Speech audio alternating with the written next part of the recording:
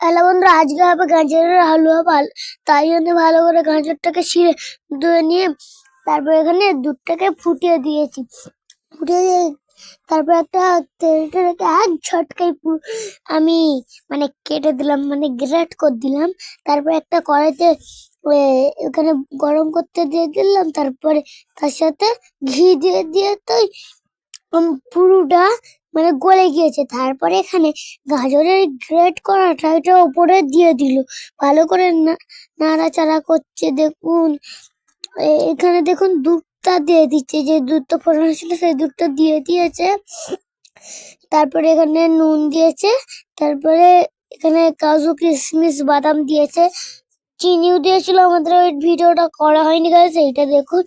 ওইটা আমি ভালো করে ভিডিওটা করতে বললাম যে দেখিয়ে দিন। তারপরে দেখিয়ে দিলে এখানে আমি রয়েছিলাম। আমি খেয়ে বললাম যে দারুণ হয়েছে। Like comment share subscribe.